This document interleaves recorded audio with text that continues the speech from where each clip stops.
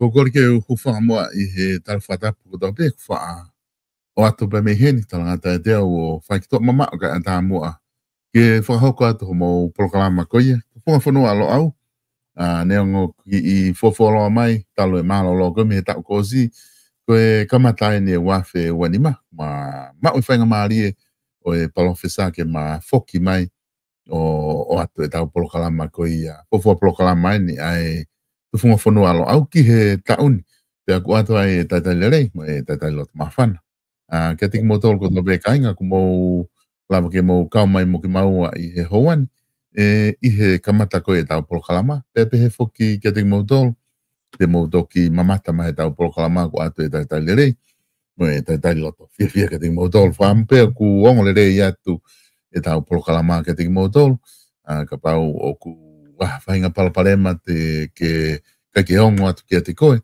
ke toki whailonga ma belo tonga lere proklama kai lava ki whawhenga ke whalerei ka koutu I pe I hene e kuwakai koe danim ke umea ngāo e koe ni o ku I he tūkunga maari e pe o ku lerei pe ma tau interneti lava ke ongo atu aki ai tau proklama I ahoni I he hoani whoko fia ke taitali lerei ai palofesa toke ta sisi o laftani ki he tau proklama I he hotani neongo o ku kei pongpongi ha ke Kenbela ke aku fefia ke tai rei ko profes malo mo tau ma e tau fo o ko ni pe malo e ngai ngau ko to be me he mananga ko ia lo au I Kenbela profes a fefe ha ke ki he hoan fefe ha ke family pe mo ngau e fai pe me Kenbela na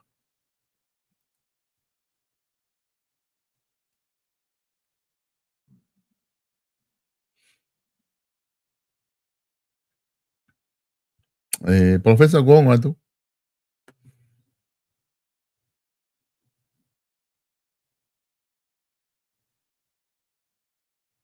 professor Gongo atu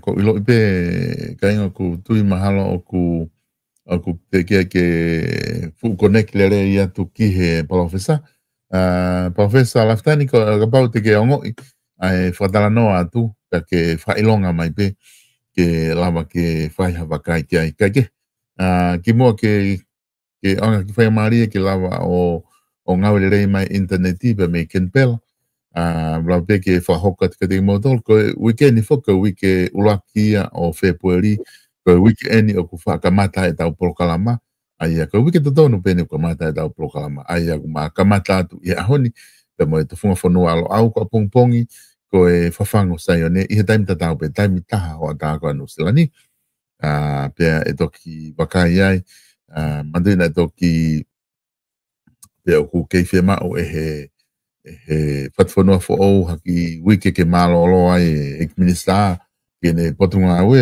ke ngai ngā we ko whahako pe ka pau ikai te mato ki whaonga tu pe mua taimi ki ai ke lava whaka ngā we professor kata ke oku ongo atu ke te koe I he tainim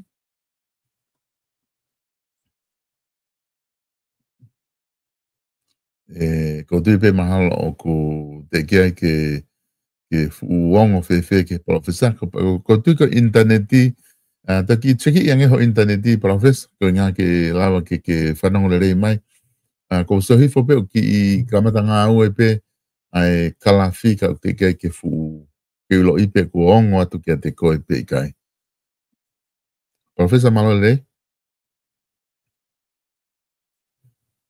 te ki ai pe ia ka tu I he tai nimi hange ko pa hoko atu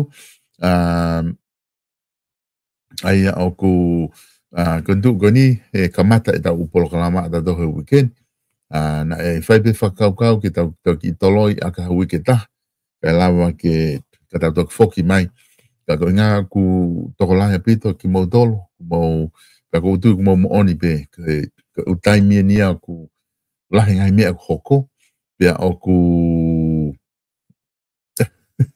lahe ngai mea ku hoko pia o ku fia mao ke whakatala noa ka teki modol ke whakatala noa mo ni ihi ko ia o kumalawa ke whakatala noa mo ia ko na whai whake whetu taki pe ke ni ihi ka ek minista Pe ku mahina pe ke te au ai oku pu lahe apita nau whenga ke whakahoko ngā ngā we, ke ngā koe nau toki huko nau ofisi, pia koi ai te tau kumi pia whainga maari ke toki whawhenga. Professor, o ko uongo i atu ai rea mai o mai ka uongo atu? Iyo, koe ni kou kataki nei ki miuti e ko mai ka, ku whanau mai? Eia, koe ni ku whanau atu ka hanga hoko i atu ke... Ku whanau mai? Iya, hongo mai, Professor, koe ni ku uongo i atu. Kataki nei ki miuti e ko mai ka e uha wao ka iyo nei ki. Oia, I hanga noa au e mea ke, iyo. Goia, saibe, ko ngā kata hoko toi be ke ta proklama, Professor, ku whewheha ke ta ufu au koe ni, whewheha ke ai Universite o lo au pe moi family ke ne tuu ko i he kamata ko i o mahina ko ni ko whepueri.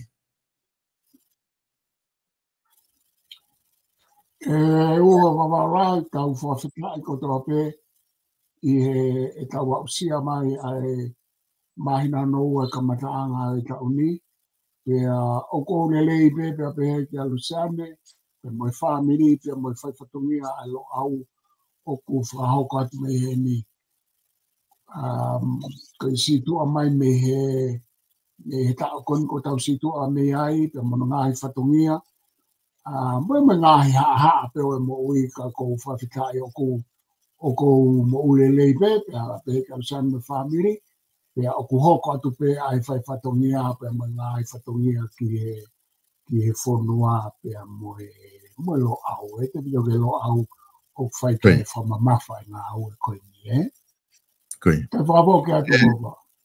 Koe, Professor, koe ngā koe ilo i pe, nge koe ilo i he kau mamata, koe prokalama whoki na ta whanonga mai i he tau wafe wafaa, na ta nofo pe, na ta toe hau, ko ta hau anga ua e tau konstituto ne. Ka koe ngā koe tok fufu kamata whukene ta prokalama, he kai ke ta alu ke konstituto ne, ka koe gore ke ta ki i whoki mua ke ngai mea whakapolitikare na e hoko i tonga, lo tonga ngai taimi koe ni, o ku na e maloloa e ta prokalama, koe ngā ku maho inga pe ke o atu ke o mai hao wakai, ange pe koe ta wanga maheni ki ai, o ku pa o atu maupe ke ki mautolu o kulawa ke mau ho mau taimi pia maulawa mai ki he tau polokalama ke o atu whainga maari e kia ke mai ha o wakai ki ngahi tuunga whapolitikare tau rai tonga ko ia koe tuunga ia ko loto ke taki ka mata mo me ai i he mahina koe ni ko tisema na whakahoko ai i he tau ko o si kon ki mui apito koe ne tau ko o si na e whakahuai ai Vons ko ia pia mei he kau whakafonga ko ia kakai na taki mai e whakafonga ko tonga tapnima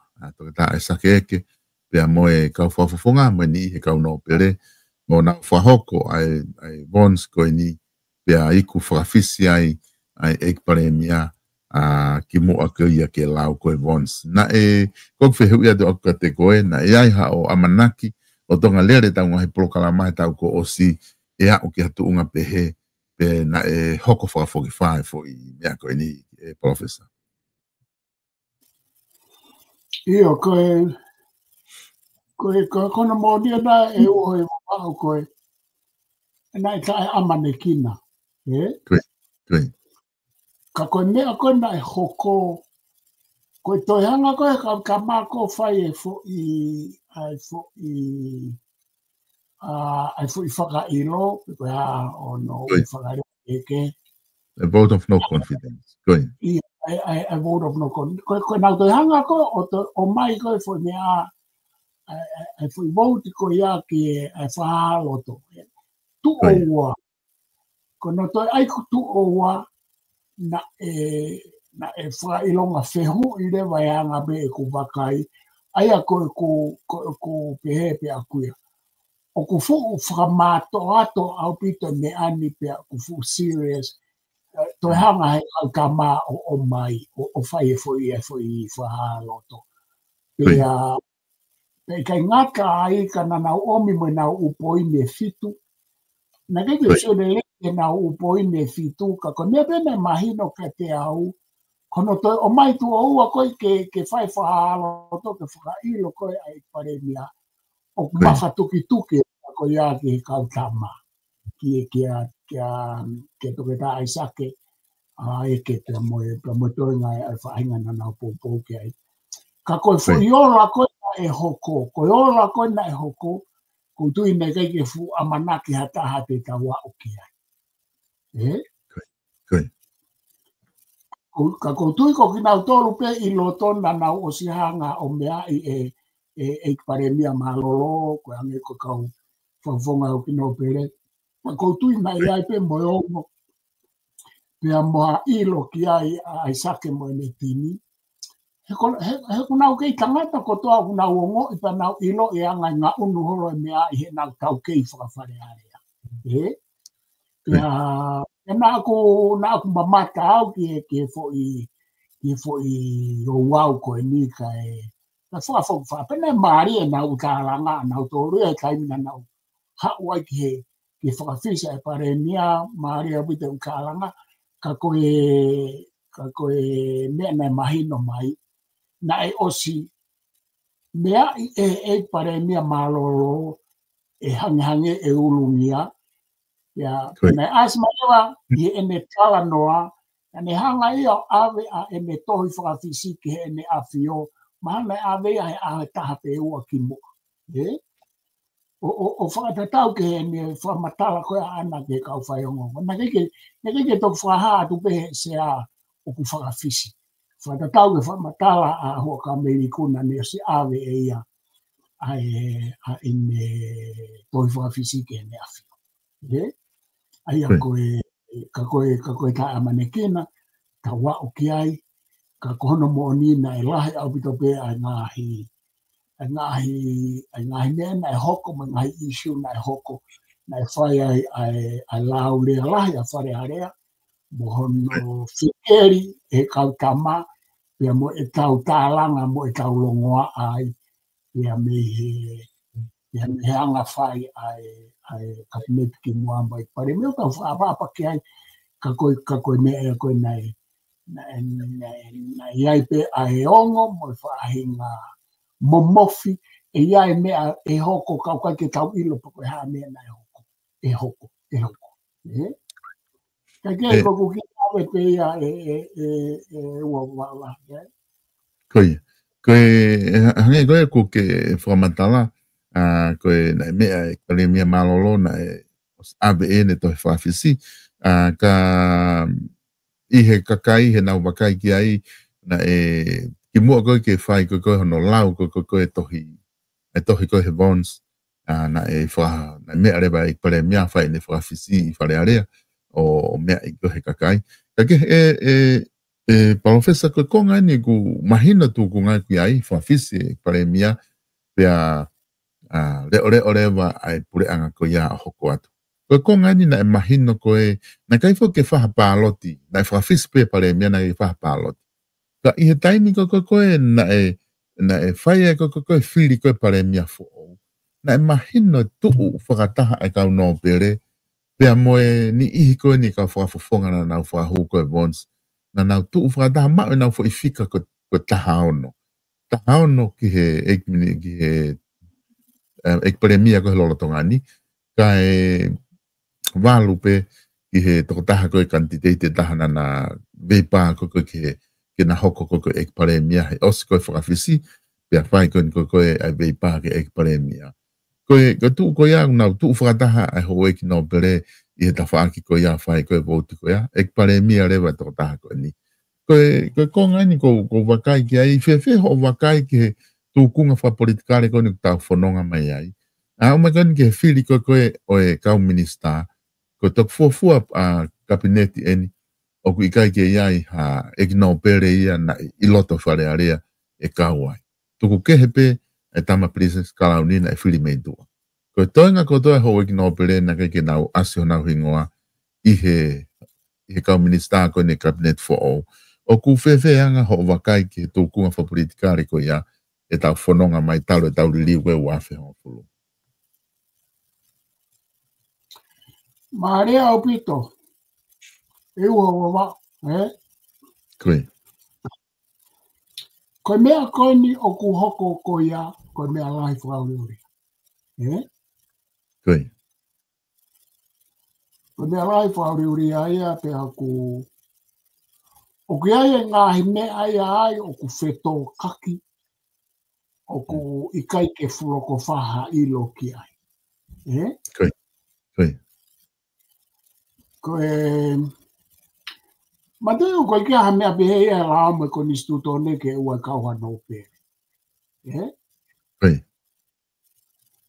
Koe tu koe ai ko nistu tone mo lao, o ku ai e to tonu ai hoi ki no pere ke nau i he whare, ko hai o ku whiri ki ai, pea o ku ai nau o tonu ke nau minista. Koe. Koe. Te kai kia ha mea ena e whau ke ua minista e ki no pere. Koe. O e kauhaka i he kabinete. Pe koe mea ko ku mawhatuki tuki ai e mea koe ni, pe koe mea rahi eni ki a te au pea moe whonua. O ku hoko e fo i mea aia koe ni, o ku iai hono uhinga e uha wawa. Koe. Koe. Koe ka wao koe ke fo i poini koe ni, o ku iai hono uhinga. Pea na e oski whakarika mai hono uhinga, pea na ta whaatala noa ki ai. Ki mea koe ka hine kui ni e ta kuosi a mea spautu kua hoki. Pa tonu ki e hoi ki no pere, i e public o whanongo mo mea ki ai hou e ki mo kakai e whanua. Na aku tala noa lahi ki ai, he koe warning ia koe me a whiona e mea aki he ka hine. Koe. Whakafoki ho whakaukau ke upoini mai o mai he kuini. Ko upoini ki he hou e ki no pere, ho nau whatongia he whanua, mo nau whatongia he whare area, mo nau whatongia ki he nea whio, mo nau whatongia ki kau hoi ki no pere na nau whiri nau.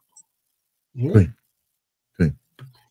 E na aku tala noa ki ai, na aku tala noa whewheka ki ai, na aku tala noa mālohi ki ai, ta ngai prokalama, mo te uprokalama pelo au. Ka na e tokanga ki ai hataha i hoi ki no pere. Kai ke uso tau pe na e tokanga mo ni ki ai hataha i hoi ki no pere. Ke mea e ta aine kui. Koe. He koe hau hinga. Nai to tonu ke nau uia, nau whakataha, ke nau whenea aki pe wholai mo i ka hene kui ni pe a mo i tamatu i hono o mai pe hei ha whekau, koe mea pe ia whakaloto whare, ia pe ai tui mo i kui ni ke wholai mo i ke nau pere, koe ko ha mea ia, i anga whaafonu au, koe ko ha mea ke o mai ke papiriki, ke o mai ka tauto. Koe. Kana e to tonu ke nau kāri, e oi ki nau pere, ke nau o ke tui mo i ka hene kui ni, ke nau whemea aki mo wholai, koe ha mea koe ni ku hoko, koe ni ku tuku mai e mau mata vai ke mea mai ki ai. Mo mamata mai ki ai ho mau ka hai ngā mo ka hai ngā e mea whio. Koe. Nā kutala noa whewheka atu ka te koe. Ko hanga o ete o mea koe ni, he ku whakafoki whae hoko fo i mea koe ni. Koe. Pea kui kai ke ase ko ni stuto ne mo la au ke oua e minista ha ho e ki no pere. Ko fu, these are very critical serious things. Pea kuton ke toko mālohi, pea tau wakai whare rei ki ai pa tau ilo o ku ngā uno e whonua aia ke fu istefu ke au pito. Koe. Nā kurea whewheka ka te koe ke he kau minista, ke he kau egi no pere koe na nau i he pure anga kohua kau meiri ku. Nā ku tala noa ka te koe nai to tonu ke nau mawahe ki tua. I he taimi nai taungutu ai hua kau meiri ku, pia mo sami vai pulu ki he nea whio mo whatato koe. Koe. O kui kai kia ha mea he tala e whonua mo ko misutone mo lao ke taungutu ai pare mia. Mohana to koni, mohane kau minista ke nau toi ai whakapoto ki he nea whio. O koe kia ha mea pe he whonua mo i koni stutone. Ka pau na e whakaata he lao mo i koni stutone usai. Koe. A hange ko ngai whonua whepake pare mia mo i pare steni. o ko kai kia me ape e pure anga fatu I te fito ki Britania mo ki tauto pana ko se re anga tona ben ko to tolu kana na lo na na minista ko I ne pure anga ko ka Ameriku na to tom ke na mava ki tua ko na apa ia ki malu ma fai pure fare va tu I ke na mava ki tua eu de não for mai loto kai tau mutu mai na o pare mia me ka me ti mo ka minista mo to kon pare mia ke mia fi Okay. Ne ke fai tu ia me ke fai tu ia ha me ai o me ko kana e ma I mo ma mari e tu I ke fa tonu ai fonua o ka wai ho e no pe Okay. Na ngā wea ke he tui hono mawhai pūre whakarewe wapo ko prerogative, royal prerogative power I he mea koe ni kone tautoki si tua ati ea. I he mahina e koe ka te au e ua wama. Nani ngā wea. Ko tu oua ia hono ngā wea ke he tui koe ni I he whaunga ke dissolution e, the teki e, ka koe ni, nani whaia he whaunga ke he, kana ke ia o mapeo no mawhai oha. O liliu e mea koto ake. Ko hai hao eki no pere mua toi pare mia mua kabineti malolo o nau toi tua ke mea fio. Ko I whakamahino na ku tala noa ma weka te koe o ku te kai ke tau liriu tau tōria ke alu ke mea koe te mo kālati te koe parliamentary democracy te koe hāno to whainga whakarea. I kai nei te kai ke whai fo I mea koe. Wanga he tui o whakamahino he ni a hono mawhai pure wharewe wa. Ko ne alu koe e tau talangata amo e tau whaapapa ko au ke foi tuunga. Na koe tui koe ni na ku lawe mau peke te koe e ua ko mau lai. E neo kehe. Koe tui e neo koe foi kronia o tau whahau tupo ulu aki. O ku ofa ia. Ka ua te ke mess around mo ia e te nehangai o mai ai tala e whanua mo e lao mo e koni stūtone kono mawhai pune wharewa ki ke ilo. Ma te ke ke mahino. Tuku ke ka pau te ke riuka. Tuku ke ka pau te ke riuka wa e tui. Ke la wa riuka wa e tui. Ka koe kau kāno ai ni ki he whahinga situation ko he kai ni. Koe. Pea koe tau tu uia. Koe tau tu uia. Pea koe tu ia. Ke toi kala mai he tui nane o mai e fo I warning I he tahine kui ni. Nai mea mai tahine ke hoi no pere. Nai to tonu whakai tala e whanua mo e whai whatongia whakonistu tone ke nau o ke tahine mo tui kātoa e kau hoi no pere whare area. O whenea ake. E whewhorowhorai mo e tui. Kana I kai. Ia tuunga ko ia. Ia mai tuunga tau ngutu ai pare mia ko tau situa mia ai tapu mo ia ko whaabapa ki ai mo e ni kabineti mo e ni tokoni. Apply rewa he tu iho no prerogative power. Ko nea ko tokonu ka wau ki ai ko e tutuni ai tui. Ke ai ke mahino. Ke whonua. Ko tui ai o pehe. O ko e haa mena e pehe. Ko e whehui ko e kau whai o ngongo. Ka e mahino. O ko e haa mena ke whiri ha no pehe. Ko e haa mena e pehe ai. Ko ku tala atu ai. Ko prerogative ko e power wha mawhai pure wharewa e tu I nai hū mahi mea koe ni. Ka tau pe mo ne hū mahi dissolution. Ke whakamahino ke oi ki no pere ko toa pe. Ke whakamahino ke pare mia mo kabinet ko toa pe. O ku kei pure anga whakatu I pe tu I. O ku kei a whakatu pe tu I mea ko toa. He taimi ke ne hū mahi. Tika ke tau wau tatu ke poi ni koe ni longa noa ia ko ai te mokalati. Me kai whaa fo me. Tau ai e tau tō ko e ku poi ni aku moi ro au. Tau ai e tau tola me ako he taimi. E me ako hoko. E me ako hoko he tala e whanua me koni stuto ne moi lao. Tau ngā aua ki tau tolu mai pa tau whenga ke tau whakarerei pa tau whakaralaka.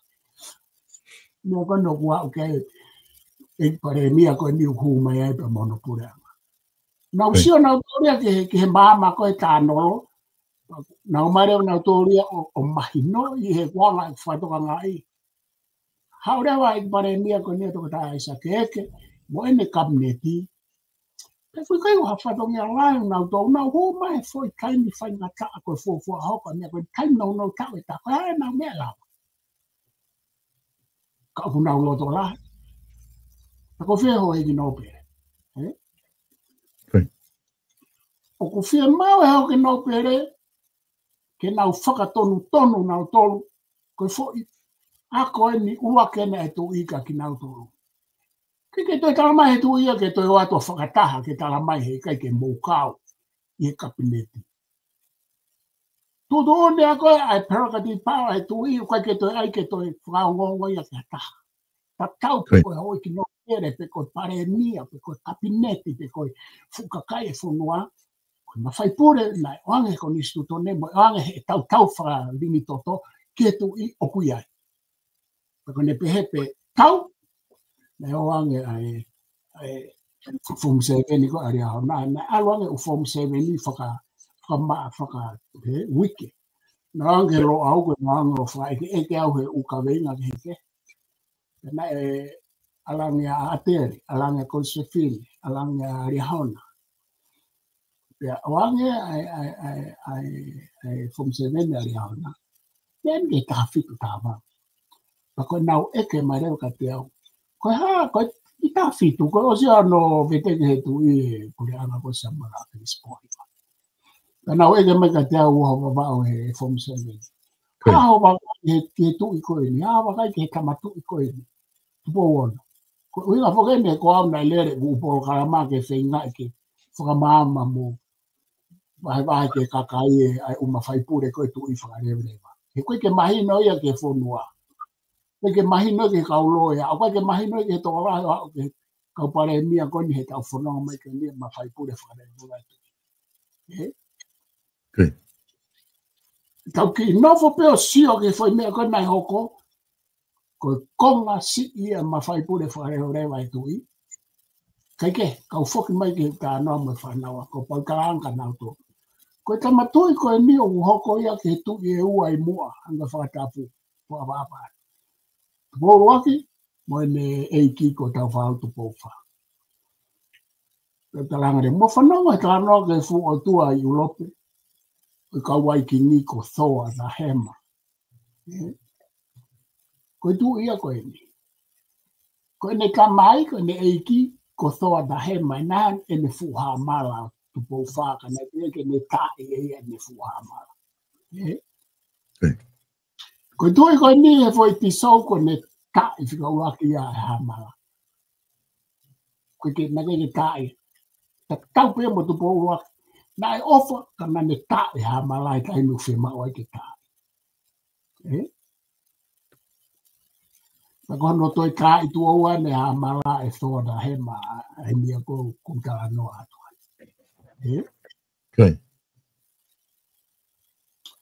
Na ko mea ko to kanga ki ai, ko whanau no mai, ko te pe te a mea ke te humai ai. O ko whatoka ngai, ko tau whono ngā reo, ka whoki mai ki ho wheu I ke hau eiki.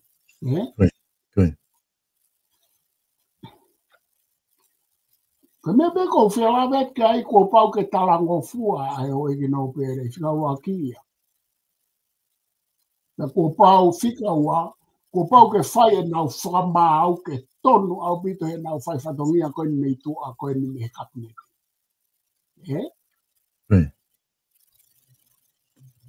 E koe ke hui loge loto ka oi no pere kai koe ni ke kauata minista. A ku lere mahe ongo mo lau a hai mo lau ma kalafi. Ko sena mau lai ka hai ke tau ongo ki muri ko kalafi moa. Pe mo ni ilai e patoa tai mahino. I teke koe ai mea wha demokralaki. Koe whehui koe ke tau whehui koe, koe whehui ko tonu ke tau whehui ki tonga kahoko ha mea. Koe tau whehui o pehe ua wā. O kua ngai constitutional monarchy ai foi issue koe ni pe kai. Whata tau ke he tau konistu tone mo la. O kai koe whehui ke te pe mai. this democratic or not? Is this democratically so or not? Ikai koe ka whehu ia ke whae koe ki tonga ko whehu pe constitutional monarchy ai fo issue koe ni pe ikai. Pakapau o ku ia ya ke tari accordingly. Pakapau ko ikai te whenga ke alu ke tari ke constitutional monarchy. Ka ko whakama ke ho eki ko me whakalaki ke nau me a whakarerei ke me a koko koe ni koe ke wila lota ho eki no pere he fo mea koe ni.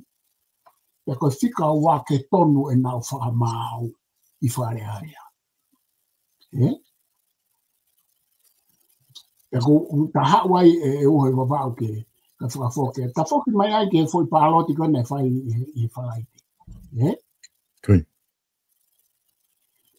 Ko kumakai ko te pure anga koe ni, pure anga ente nau whera ngai mo whai ngata ala. Koi. Ya me foi pāloti pe koe whalaiti. He kutu umau a ka meriku mo ne ka whaaki. Ka tu umau mo hoi ki nau pere me he. Kai ke whakaasi mai hoi ki nau pere ia. O kuiai ha nau tuku ke siofile rei a ngā unu ai pure anga koe ni. He ko mea koe mea tau ka vei koe paula piwe ni ko mea ea ware a ia. Itu a tau mo ku uhinga ki ai. Koi. Ka e ku wakai a aku na e mahino au pito o kui kai tu hata haia mo pure anga koe ni I he whare aria. E uho wa. Ya koe fo I toko whaa koe e kau minister fo ou. Oko mahino beka te. O mahino beka te au ia tamu sipiri sime kau fo I minister koe ni na fu soka nau tolu e fo tua piwe ni na e nau. Ke nau ile na tope te nau ngau e ki whe. Pe koe nau tisisin te mahal ki sanke nau tu mao e nai. Ke whaha tala no matalanga ke kabineti. Koe ko mea ea ke tau ikai tau tolu ke whaitoko whaha, koe nau toka mata pea. Koe nau fufua pālo ti pea. Koe fo isiu na te kai ke nau tala noa ke. Koi. Koe mea ea ke whatoa ngai he kau tama koe ni angai whare area, hange ko pālo piwe mo mea. Ke o te nau o mai hanga isiu whafok whape he ki he pālo ti, o kui kai ke ilo he kau tama fo o, ke kau tama fo o, koe nau toki a kwa koe ke nau pāloti mo nau kau atu he ume ai he loto kabinet mo whare area, o si angai whare area kau tama ko. Ka koe mea koe, ka koe mea ku maare, ko whatonga, kau tama koe ni una loto lahe, una whai ngai tisi sin whai ngata au pi, ke foi kau e taha koe ni. Ka kuna loto lahe, ya kui kai ke u ilo e au e whanonga koe ni, ai angai tu ai u kupu koe o whare area. Ka mai angai koe mea o ngā au e ki ai, ka ko alo ato apea kia ke u mea koe ia. He kui kai ke mahina ka te au ia, ai whanonga atu, ai kau whafunga whare area koe ni, ai kau o iki nau pere, na nau whiri ai timi koe ni. Ke te nau ke ngā au e kau ataina ke pāloti, he lahi ngai mea whakatu mai pure anga koe ni. O kuna mamahi ke o te nau poupou ko ngā ka nau kabineti ko te wilo ke ai. Te nau poupou kau ataina ka kua kau kamau kulelei ke nau pāloti ke ai. Ko foi ngata ko foi pure anga ko ni kai no no. He lahe ume o pāloti ka ko hai e poua me he whare area mo I no pere ai pāloti a kau kamau. He kulahi apite ufa kau lelei a kau kamau ko ni. Pe kuna uloto lai, pe kuna ufai e fo I reform, ko ka reform is. Ya ke reform sa marenia na hape o ho ka beriku o mai o fa ka ke tana ki ke fa la. Ko ka kama ko ni ko ka tamaliliwi. Ko ka tamalanga fa la ka pe. Ko me be no ka maka ko ni fo wiki mai ka pe o ko ni ko no liliu ai ta fo nga ai ta wanga fai fa polisia. Ka reform. So, te nau whetawaki mo response le rei, te nau whetawaki mo response e whepak. He pau ke te he a reform ko toa pe, he ka ki al more. Pa te whito ke nau reform o taha pe nau ngā weke. Pa te whakafoki atu e ua waka. Professor Mau Apito ai whatala noa kuki whai. Hange koe na ke kamata tala noa ke ki mua o ku whaangalo I toko lahi, koe pure anga, whakatui, whakakonistutone. Ia taimi tatau foki pala festa, au kuiai ai ngahi ele meneti ia la lahi i he tato te fito ki he tapapa te tau tala noa ki whare area. Kono fili, ko totonu a kakai ke nau fili ho nau whafofonga, o kuiai hono ele menite mo kalati. Ko e totonu ai koni ko foki ki he whare area ke fili pe ai pare mia, ki fili he tui o ku pehe he tokolahi o ku konga whate mo kalati.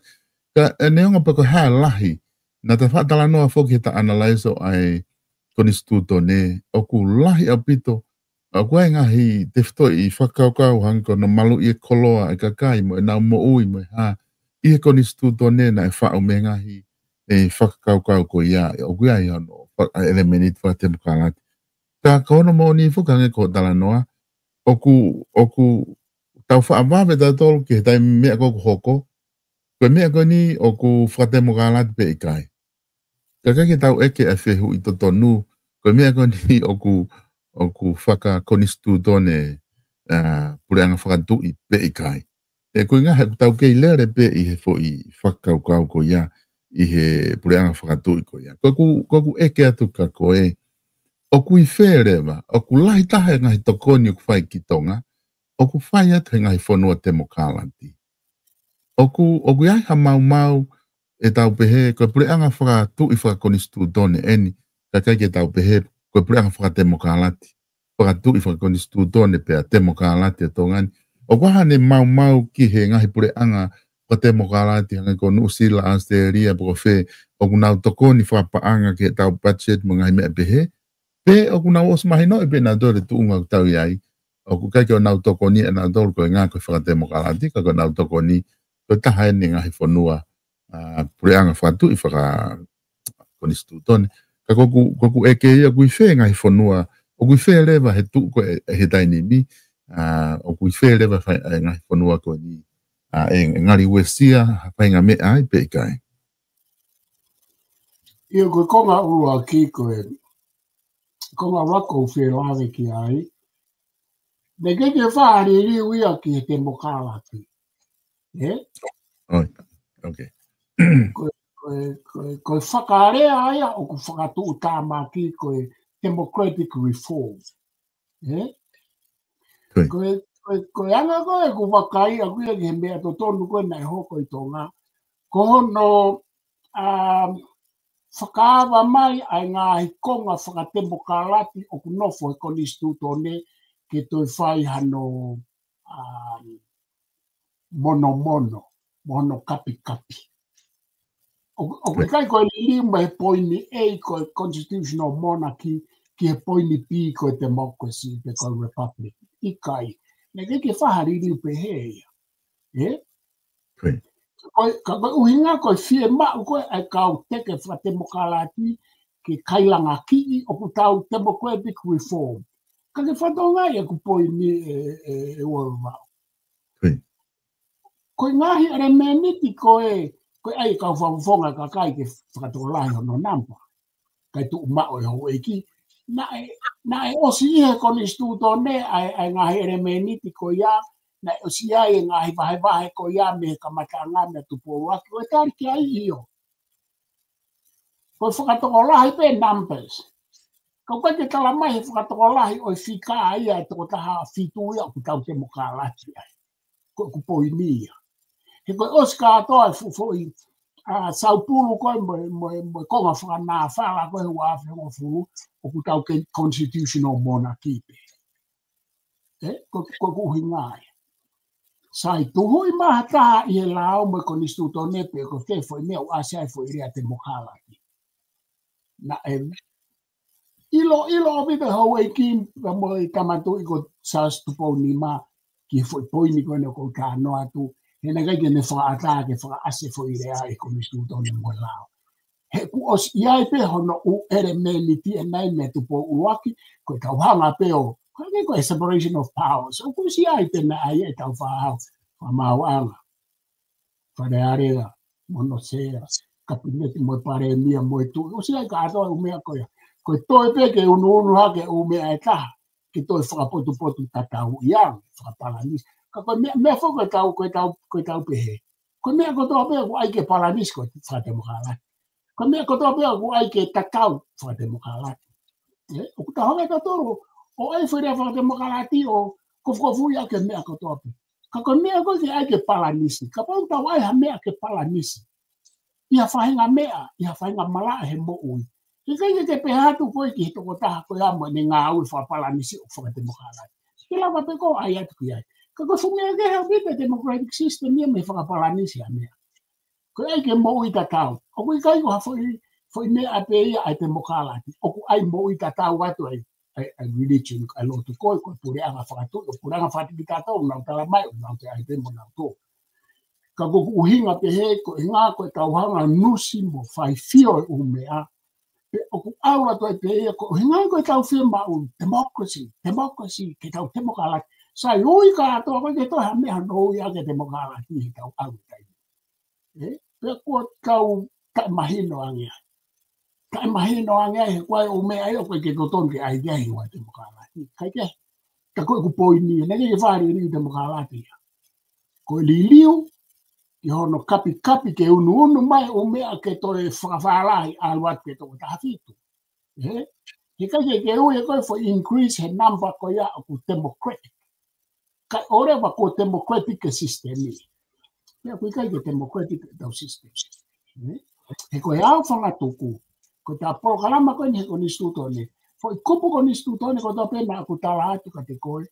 O ku au whangatuku ke he mea whio. Au whangatuku ke mea whio. O koe ke au whangatuku e ke kakai. Hina ke whauia ke au whangatuku ke kakai. Ne ke whauia ke au whangatuku ke hoi kino pere. Whika ua ke pene a whio, whika ua hoi kino pere, whika tōle kakai. Ia kou whiela vei ke mea koe nika uhoko ati e konga ua. Nei o ange ka mai ki from 7, tata pumbu ake kauri au na. Koe kau korisefine, koe kau atere. Pana nau whehoi mai ka te au. Tara mai he mau kau whaako historia ko tonga koe aristocratic government. Aristocracy. E tau mai rewa nau tō. Ta mai nau tō ko tonga ni ko government of aristocracy. E nau tō i tara mai rewa ka te au. Tara mai e se ta lady e se ta fustu aya o kai ko aristocracy. Kai ko aristocratic. Teretika. Pena utara mai reo koe haa ho lau. O tara moone a e setlai. Ko aristocracy, koe pure anga ia oi hou eiki ka ahui kai kia hatu. But te ui reo e form of government ko ia koe form of government of aristocracy. Ko toka ni ukai koe pure anga ia oi hou eiki. Koe pure anga ia oi monarch. Pea uku ia e hou eiki, pea moi kakai. Koe pure anga ko ni o ko pure tui, tāna ke kai hou eiki moi kakai. He kai ke aluha ke hou eiki moi kakai o pure ka rifo e tui ki la. Koe whaunga ia o pure anga ko constitutional monarch. Ka koe poini he ni e uha wawa olai. Koe taimi kou tau hanga mahino e whakanofo whakalao mo whakakonistu tone mo no tau. Ka pau te o loto ke mawhai pure whakaiki ke tui fu. Tau nini mo tau tau. Ko taimi kou tau nofo ke whai mahino ko ia. Pako ne hoko koe o mea he whonua. Pe hei kai ke tau wofo.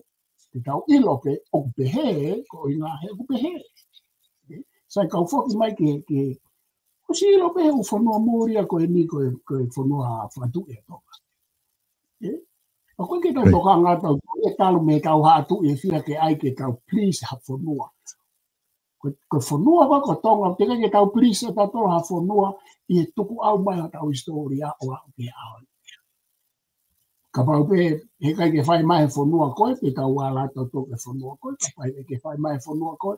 He koe u whonua ka toko ni New Zealand, Kanaka, Australian, ko u whonua whakatui, ka oku nau konga whakatemokalati o lahi ange a tau tau koe, tau kehe mo u whonua koe ni, constitutional monarchy ka atoa nau tō, ka koha nau ere meniti whakatemokalati, o nau parliamentary democracy o kehe mea tau tō.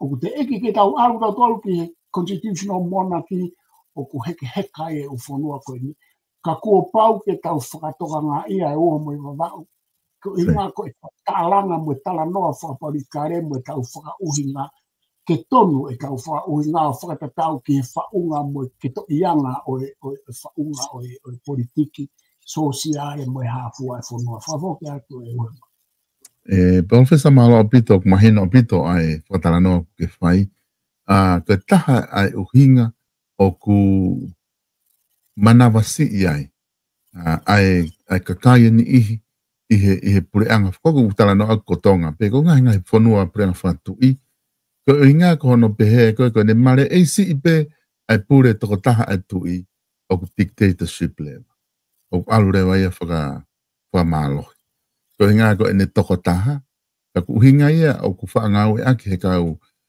fenga ke reform ai fa kau ko ai tonga o tau fenga ke oa te tau ke nofo he to taha ke uofi a pitoia ke dictatorship Koku fehu ia tu ko nga ko ta ihe ko ni stuto ne moanga ha wakai ki ta fononga mai o mai ko ni o ku ke pehe o ku ke malu ipe o ku ke lahi pe nga me malu o ku ne lava o ta ofi ai tu ita pu moia ke oa e ngawe ki ta fa aki ko o fa o hake ko he ni o pehe ko me ai na mana vasi ki ai e ha pure anga fa tu I mamani ko ne fainga lahi fainga mari ya o ke ta fa ki ko dictatorship o ke malu I wa ta nga hiloka malu I tonga o ku ne lava o ke malu I tanga ta fa ko ni ke o ya o ke ai o ku nga he ko ne ko mahina bega de ko o si ta weni e fi hanga weni ko ta weni fi hanga fulo ni ko ostea pe ku fi ha ta fononga mai pe mo ta pura fa do I ko ya ta o fu para mo fe professor ko ha ba ka gi ai io ko mea foke a kupau ke tau whakawhai ke he I ai tu ko e mawhai pure e uanova. Koe. Sai koe e mawhai pure ngā ue o ku tau ui whakatonga koe hau. Koe. Pea koe hau, koe mawhai pure administration na ngā ue ake a tu ina ui ngai mao e whuirea koe hau e whanua. Sai. Koe rea mawhai pure koe topu tapu, koe mawhai pure koe tau pehe ku konga whakalangi ai le afi. Sai. Pea koe rea mawhai pure koe hau, o ku wahe ia I koe ta anoa ni ki he ahoni. Nei wahe ia ku pouroaki I he whare e ange konga e hau ke whamauanga, administration. Ange konga e hau ke whare area, administration. Ka koe alu koe ai hau hono wahe o ku iai mo konga o mawhai pure I whakatatau ki he whatongia. Ko ne alu koe ke whamauanga o koe mawhai pure ai o whamauanga o whakatatau ki hona o whatongia o whamauanga. Alu ke whare area o koe mawhai pure ai hau o whakatatau ki hena o whatongia. Alu ke pare mia mo kabineti ko se ai me whare area. Ai wahe. Sai. O kuna wahe ai mawhai pure o hau o administration. Ko mawhai pure koe tahe hau koe mawhai pure tau o hau na e ua no mawhai pure tau. Aia ko o kuna fo ia he tui. Aia ko o koe ke mau ia kau kama ko na hala ka atoa he mawhai pure o hau whakai tau koe tui te une mau. Ka kuna mau e mawhai pure whakanga ue o si wahe ange he tui. Ka koe me mawhai pure ia ki nau tolu whatatau ki nau ngai whatongia. Le iere mo mawhai pure au whanga tuku koe o kui koe prerogative power whakarewerewa o ku I he tui. O ku I he paresteni o Amerika. Kona unga oe kawarea Trump. Koe mawhai pure koe Trump koe hono prerogative power o ku totonu kene toku ngā oe aki pehe umea lalahe. O ku I kai e toa executive order ia no ngā oe aki Trump e. Koe nā ku wālaua mamani mo mea e kune ngā ue taware mo ngā ue hala ake whakatikitata. Ko si ui ai kau wākome kau me au whakatikitata. Kai mi ko ngā ue pe he ake ai mawhai pure koe o hau whakai administration. Ka kune tui karama e tene apply pia mo e mawhai pure whakau o hau. E Trump. Sai koe tui mama au pito ai. Mama au pito ai me si pinga kono whai e Trump. O kuno fai tu I no mawhai pure wharegerewa, ka aku toki hu mai tu iko ni tu oa ni na ne hu ma vete ke fare area ura hu mai ko ni ko hinga he kula he o me na mau i mai e pu pure anga o feanga ngai mo ma fai pure o hau isa ma fai pure fare ora o tu pero ka di power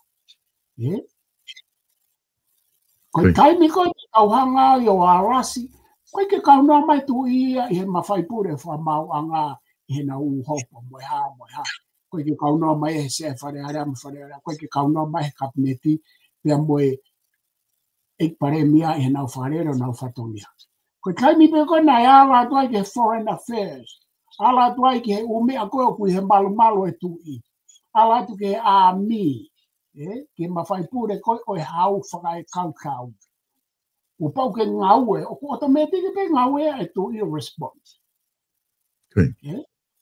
automatic pe ka hoka to hata haya ke ma fai pure ko ka Trump na ko sa be ke hoka hata ha be le ka ko ma fai pure ko nga ke Trump ko e fa prerogative power o Trump o ta ta pe ma fai pure tu ka ta ho ma fa na ke tu i ata tol pa mo Trump o na ta ka i kai ko to ki ho mai tu i he mahino me he mea ka he ne kui ni na to kanga la he mai tu ki ke no fono fe ka ne kui ni pe ha o me pe he mai ke ho ki no pere o to fa okay fa no fu he tu i ke ne mea ko fo me fo o au pitoia ko me ne to tong ke fo ka ho ki no ko me ko no koko e ka mata ke ala ta ho ka amerika mo ne kam ne ti o na wala na to le ma fai pure fa re vai tu i ko na as mai na palanga na uliri na to le foi me ta ko ma fai pure fa re e na translation na o ha ke ko na to ta ta ni la fusmaro ane fe ha me ai constitutional monarchy o ma fai fa re va e pare mi am capneti ko o me pe e fe paki ma fai pure mo fatonga ma fai pure ka no la ke ai ni ko ma ke averi hono u nga ka pote ke mahino i a political power ai ma fai pure te ke ngā au e whakapoto na te hekai ke parahi noa ia ka taupe koe monarchy pe koe Palestine mo siat ka Trump i e wha parahi noa ia mo Trump hanga Trump o moloki ha taha pe koe moloki ha whanua e mamani o koe ke toi pe hatu ia pe koe ha he kuia e fu ma fai ke he apitu koe ke ofi ma fai pure o tau tui ke Trump ko Trump loto America state e ni ma noa ya to ma fai pure o Trump ia o whakare o rewa ia i mamani ko ne pehe pena ke ne fai ha me e mamani koe ke lawa taha ia tau so ko whakatiki katoa ko te mokalati ko pura whakate mokalati e ne ko nga whakatiki kato he kai ko me e koe ko whakatiki kato ko ne ai atu ke to'o whanua ka koe hea uhinga he o kuria ia ma fai pure ko ia Trump ko i army mo administration ya kune toi wahe i he whanua ka pobe mahino ke kau pare mia hono ngata angama ne kabineti ne ke uhinga wa fe hongo fu ko tala no e ko fai ma o hala ko pe he ko nau pure na to he tu ma fai la hang na to he tu ane fe e sio ke kau ko instituto ne mo lao pe ko o mai e mi fe te ma e kau mahino e mo oni me a o hoko ko pau ke mahino ko pare mia ko ini fai to me dai sa ke ko fo pare mia ia tu ke mahalo tu vano o ku ha he kau pare mia ko ni he kakai o ha o ne ma o fo mahino ko pau ke se ongo ia mo fi for life mahino ak mo tu ko pare mia poto ta ha ni a isa ye ku vakai aku he kun ko ha he kun ne iloi ai umo oni me ai tau ko instituto ne mo lao mo telefon wa o wa fanga tuku ane aketu pe kai ke kau no ai tu i ka ko alu ke aka atu ke va ere fani te ko ne molok pe ko ke ka aku pau ko pau ke tau mai no i kai ko pe temo kala ti pe sa i e pa ai no o me re ko kai mo futa ia hiti la ko temo kala ti kai mo ala ka mo futa temo kala ti o fati ki ka to ko hai ne de ka afa Ko tau para mai a ni ko Trump he mafuta whanga Hitler Trump. Ko te toa hata he lau mai kono konga si amani mo Hitler ni mea kono whai. Ko tau wakai ko i tonga, o ku iai pe, ko ke he pe, hange ko tala noa, ka me o me kofu e tau tui. O ku kofu he koni stuto ne. Ta ko tau tui, ko umea kono ko ta no ke ai, me ke kau no mai, ka lue ne to fora e tui o kore ke whai toko na tapu. Tō whorowhora tui o kore ke tuko e business e kau pareme. Tō whorowhora kore ke hea. Kawe tō whorowhora tui. Mo lai tui ko e ni tō tahema. He kai te tō whorowhora pe tui ia o tō whorowhora tui o tahamano taha kiru. Kia ki tau tō. I ka i koe tui e teo ke. Ko ne tō whorowhora whae fo i mea ke whakahoko tō whorowhora ko ia. Kai mea ko hu mai tu io apply ka ko tau sia ko ni nai na wa ma ke tu io no ma fai pole fare le va ke covid fo no I kai ko ne fenga ke nga u whakata ya ma hino ke pare mea mo kabineti o bahu inga ko konistu tone atonga ko nga u whakata moau ko message fe kai ko tu o mai. E ka ke hao ko tu mai hange ha apure anga mai amo kabineti me fisika wa fio tau hen ko fonua.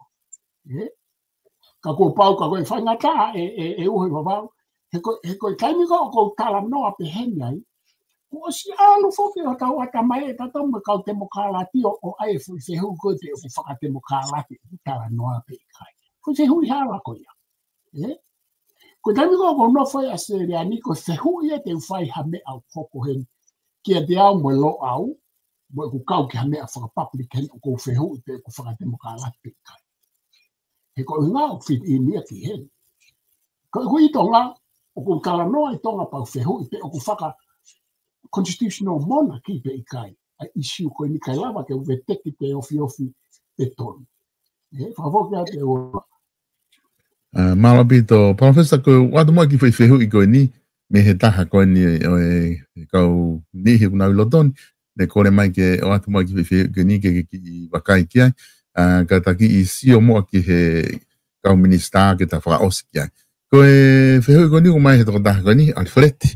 Whewhe whakotu o sea po a te patoa, ke hau matu i o kau he whiri, become a voter in the election day. Sio pe koe halau ai lo au ki ai.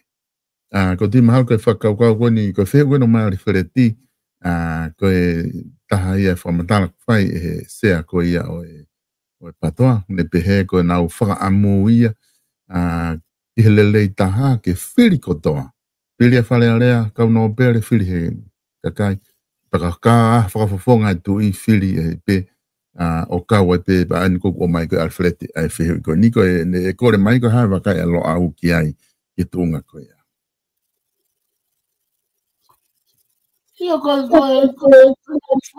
mahino ko uhinga ki ai. E o wao. Kai ko ngata pe he ta mahino ka ko whainga whehu I whakapo uri. Ko uhinga ko ta mahino me whakapo uri, ko whehu I hamea ke iai honotari. Ko whehui ko nau koe ke hanotari a ona. He kui ke hanotari ona ia he reality. Ke hanga o whiri e tu. Au ton ke nau whorahi mai ai hawhaunga, pia moe whounga ke whiri a ke tu. Koe ke ui laupo koe hae nau whaunga moe nau whounga, moe method, e koe fo structure, ke nau hanga o tuku mai, ko hae me au nau tuku mai, e ke masi koe nā, ke me tala mai ka tea, ko tala atu au e kufonga mo whaunga ke whiri a ke tu. Kataki ko hae hinga masi e uamama. Ko e whehui a Alfredi, o tuafi. Alfredi hae? O tuafi. Alfredi o tuafi, ko whapapa, malo whehui. Tala mai anga te au ko hae whaunga, no pe, mo whaunga, o kuna ufotu o he patoa pe koe taki o he patoa koe napu koe taki whe, ke whiri a ke tui.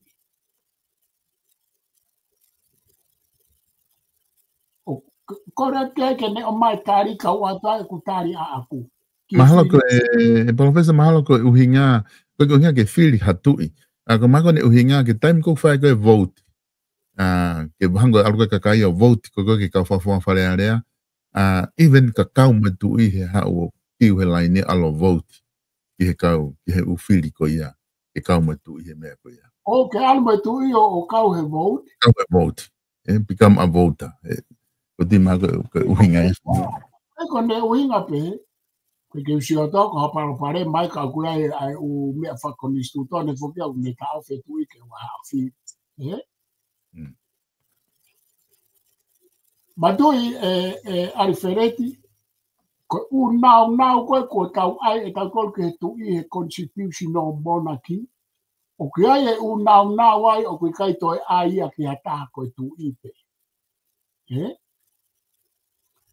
tau pe mo tu i ko Britania ka pau que tau mahino i re me a ko monarch ko head of state ko monarch ko Palestine o republic ko head of state sai ko monarch i constitutional monarchy ko head of state ko president i republic ko head of state ko head of state as a monarch but head of state is a president of na ke hange ko fonga o tu o monarch ko wana selia pe ko na o ka o me na fai ta tau pa ko o me na ke hange ko ni ko monarch he ka ye area o vote ta tau pe mo Britania ko tu Britania ko ke area o vote ko ulang ya ko ange ke tu i me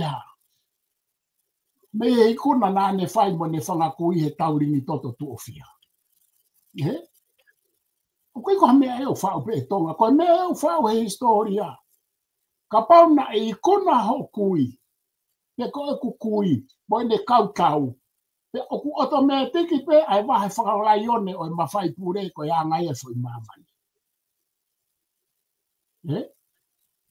ka pau na e kuna ho tu ho kui o tu mo ku kui o tu kana kau pe e kau tau ai tu e ame mai hono inasi Ite ke mahano ina statau ana mo tui. Te kupau ke tawange ina se tui ko na kau na taki he tau ko na malohi ko ne ufa kau ko hono ma fai fato a moha. Kupau ke oange mea he ko pure ko tope. Ko pare mia ko tope, ko pare Spain ko tope. O kuia o mea une fai o kai ke to e fai e hata. Ko tau pare mia ai take ko o mea oange ke he rao mo ko ni sutone. He kai ke fai e me kau minista.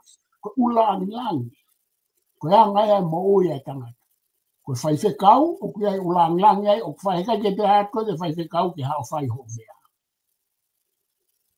ko nga ya fa no for society tiki lava be ko foto de re fe ka tu i ke alo fi ka wi ka ke fi tu i ke avea vote o ka ke passport ya tu Britania o ka ke ma o ke tau tu ko lo ko tu ko ai me passport so ko o me ai a whakalang o mo i ko tu Britania ko ga ni licensia ke whaka o ka ke ya ne passport o he ka te waka puna ke he ka pe me fonua he ne waka puna ko tau tolu ko tau tui so ne ngo ko tau tui ka we ne passport ke lava au ka fonua ka ku ke ia e pe hono ulang o tu o malawa he tau tui ke alupe ke fonua fa ainga fonua ko ke tau fia ko ni lang ka ko ya ne makapuna aya ko me abe o ko hanga o mai ke tau fa to nga ia ko nga mau i he te mokalati a fakau ko ke ai ke tau tatau ka kai ko to be ke tau winu tatau tau kai tatau tau bohe tatau ka ko fehu i o ku pehe tau no for society o ku ke kai tatau moau o ku ke mohe fare tatau moau o ku ke maupaanga tatau moau o ku tatau e tamau e taseliti o ku tawahe tatau fai atu ka ke hame he tatau he ku ke he ho mauanga paanga ke he ke he fare ke no foi ke he mea kai ke kai ai o ke he mea kai ko u te fito i ke he differences ya e mo ui o mo ni ange he tatau Ko uhinga ko hanga he whakaukai te mokalati mo human rights o mau i hata o tamai. Ia tau mui ia i kai ke tau hanga o whawheu whehui. Ake koe tā ano aristo. Me a kotoa pe ke hanga o whawheu pe koe me a ko a ia pe i kai. O ke atu uho mama. Koe, malopito ai whehui koe ia ku. O mai koe whahokot pe koe hanga koe mea ku o mai koe ni o dahana ne mai Alfredi. Koe ne o mai pe whehui e whahoko e sea koe patoa. Koe ne suggestion koe mea ia e ala whai ka ku kake ku malopito ku lava o mai palofesa e tari ke whehui koe ia. E palofesa taki whaose ki mua e kao minister. Koe ngata ki mamahe mai me he tui. Pepe he ke mea kona taki iai foki ko inga I whakaukau ko ia pe aku maoni pe ia pe talo ai Vons I vote of no confidence talo li liu e wafi hango fulu me tu o ai Vons I pare mia kotoa tu o he pare mia ko o tika ke ikuna Vons ia ko Vons ko ni na hoko ko ni neongo na tika ke ake prosesi ai Vons o lau kana whakawhisi pare mia ki mua pe alau koe Vons. Pea koe tokola kuna u pehe koe uhinga ia ne whakawhisi koe ngā koe pressure koe na ne o si mea I pe ai ukai ke ne mau e pōpō e tokolahi ko mawa he ka o ikina o pere mea I pe hange poko ho whamadala palofes koe mea koe ni nai tutu uni ka te kina o tole mea koe ni koe hange pe hano Tau tea e hoe no pere, kau ngā tatu whita ni ihi koe na ihi kapineti whikau ke whakawhis. Ihe umea koe ni nai hange koe ki te hori ke pure a pare mia me pure anga ke te taungotu ke ne a whio. Kake, koe whakau kau ia o kutana uhinga e tau talanoa mahe tui. Ka kou pehe e palofesa ke taki I hahiki mo mea I o ngaha kou whie o atu mo ke whai hao wakai ki he kau kapineti koe ni. Ko inga he whainga maari e koe ni, ko inga he ku tenengo pia ku ki lolo mai professor ku ke malo hipe ke taki lere e tau kau kapineti pe ko taimi ke he paha malolo da nim ko su ke ta taimi ku o seneta hoata minite honful ki te taki lava whao se ke kau kapineti professor Ia, saya bito pe ia o wala. Saya bito pe uforo kai fai por kalama pe aku mahu inga au pito ai pure anga ko ni ko la he au pito pa ko whakalau mai ka kai uhinga mahu inga mo ume a fo hoko pure anga ko ni ka ko foi mea o koutou mahu inga ia tahai mahalo he pure anga ko ni Ulaki koe fuafua pure anga ni he tau saupulu wha te mokalati nau mahi no e tau whaunga. E uha ua. Kātoa pe pare mia mo kabineti. Mo kabineti kātoa koe na mahalo kātoa. Koe mea koe ku mahu inga ka te au he pure anga koe. Koe fuafua pure anga ni ke nau mahi no e tau whaunga constitutional monarchy. Oku nau tau ka ve, nau tole te mokalati pi veni ko anu mata ko mateni ko kau patoa. Ka I he kā I wāta kau, oku nau mahino I whaunga mo e monaki. Ia I he ene pehe, ka tau me tau eki parenia. Ko mea ko mahoinga ka te au, mahoinga whiaulaki ka te au eki parenia mo kabineti ko. O koe ke nau hao haoa. Ia e nau ngai tōno no, pe ke nau whiaulaki mo ngai whaingata mo e aluhake mo e aluhifo. Ka koe uhinga ko mea whiaulaki ka te au nau hanga mahino na utala noa maupe I ngā hika I ta poro kalama whai mai me saupuru me mua me waungo furutufu. Ai poini koe ke tau mahi no I koe constitutional monarchy atonga. Na koe fuafua pare mea eni mo kabineti una o mai, una utala mai, una mahi no. Ia kai ke ngata he nau lea aki ka una pihei. Lea ngoe te mokarati a kau kamapatoa I he kabineti. Ka kunau mahi no I koe constitutional monarchy. Pe aku nau tari e foi whakaukau e pare mea ke nau ngā au e whakata I e foi isiu koe. He aku ke iai pe ma fai pure lahi a ki nau tolu, pe aku ke iai pe ngahi ere meni whate makalati una ulama ngau e ake. Ka koe mea ia ko o ku maho inga mo whakawhiawhia, tāna kia ka me whakawhiawhia ka te au. He e kehere vai e ngau e ai pare mia mo kabineti ko ni neon koe tai nono. Sai, koe ula kia, koe whika ua. Koe pare mea mo kabineti whainga ta ataha ini ko nau hopo mai talo e saupu. Pako ku hinga nge whaingata whaingata a koe ni a poi ni wa ua mawalai. He koe uhinga nau hau moi u mea lelei, u mea fo'ou, pe oku matalahi ka oku nau whainga ke whakahu he taimi nou nou. Okay. Ia ku mahu inga ka te au, he koe foi mū whaingata a ia i hatara noa ke a reform, i ha taimi nou nou. Koe ku whehu i. Te nau lava, te tau sio peke. Te nau whakawawe i kai hoko ai hapara parema, i hano whakawawe i, te tau sio peke. He koutu i ma teu teu re e pare mia koe ni, te moene whi kautama. Tuku ke he kautama toko whāna e whiri mai e te kai ke nau ma teu teu no tō ke mea la, koe me ai e toi ngā kautama koe i nau tokon ka ni tau tō. Koe poi ni hono tōru. O ku mahino au pito, e whehanga e pare mia mo kabineti koe ni mo ngai whakawhi ātungia i nei loto whare ai. Pea mo e mei tua te whito ki e kaunga e whakore anga. Pea neongo e lelei ki ani ihi, ka kou whakaambe hanga whare area me kaunga e whakore anga. Ka pau te tau whai aki a e tau loto le rei mo e tau atamai e rei, ki tau siofi le rei e reforms e kau kama koe ni, mahalo be e sai ke tau ngā au e whaitaha manau tō.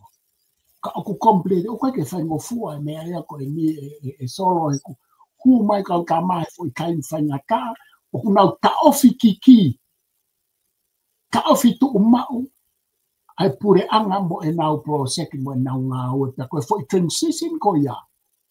O nau hu mai me nau whakotutu, koe fui transition whainga tā au pito e tala noa ke reforms, ke policy reform, mo any reform i a whainga pure. Ka koe uu poine e tōru koe kanaka kai whakafo ke kataki pe e uawa. Ki hofi. Koe. Professor koe, ka whakaukau e nia ko mai he taha koe ni, i he taini mi. Koe ngā ko lahi ko longoa i he vote of no confidence. E ai ha uesia ki he paunga pe amka whainga uesia i whare alea. Ba i whiri e tupe ai aratu whiri pare mia man kabinet nau tataha nau tau e wha ke os.